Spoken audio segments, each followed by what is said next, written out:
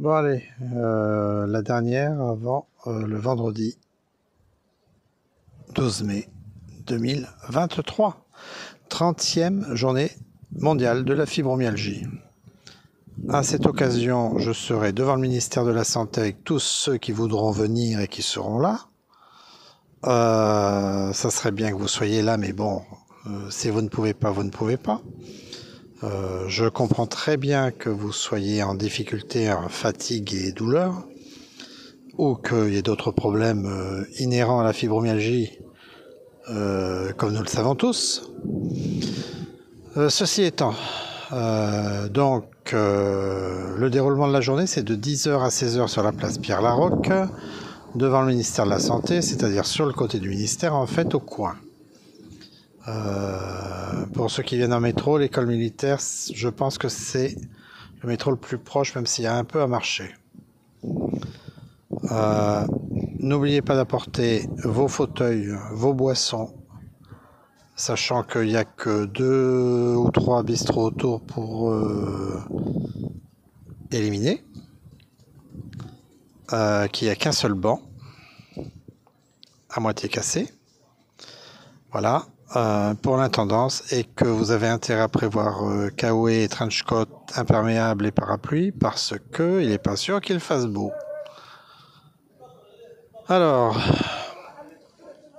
j'essaierai de faire des vidéos avec vous qui ne seront pas diffusées en direct parce que c'est un peu compliqué. Enfin, on verra si on fait un direct ou pas. On verra.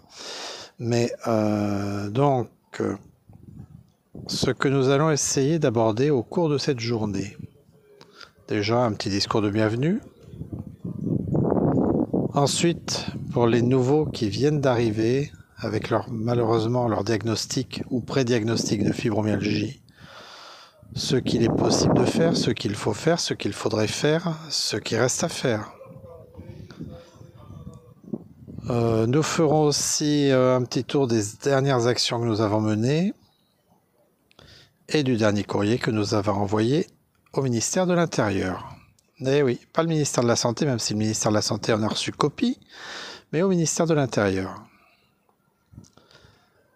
Nous verrons les dernières avancées pour être un peu mieux.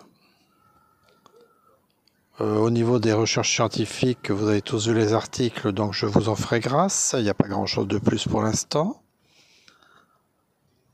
Nous verrons aussi ce qui est conseillé de faire pour vivre mieux, ce qui doit être fait pour vivre mieux.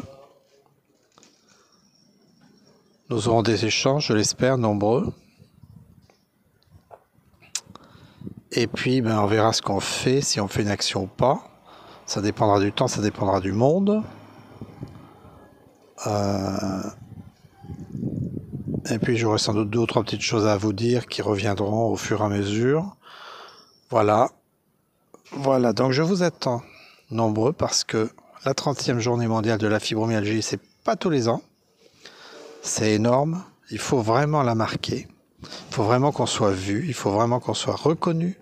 Il faut qu'on soit tous ensemble, quel que soit le malade, le proche du malade, l'association, le groupe, Facebook ou autre, Insta ou autre, soignants, soignés, hôpitaux, cliniques privées, structures de la douleur.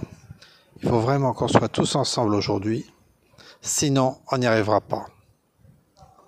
Et enfin, je vous reparlerai vite fait de notre protocole national de soins, toujours en examen auprès de la Haute Autorité de Santé.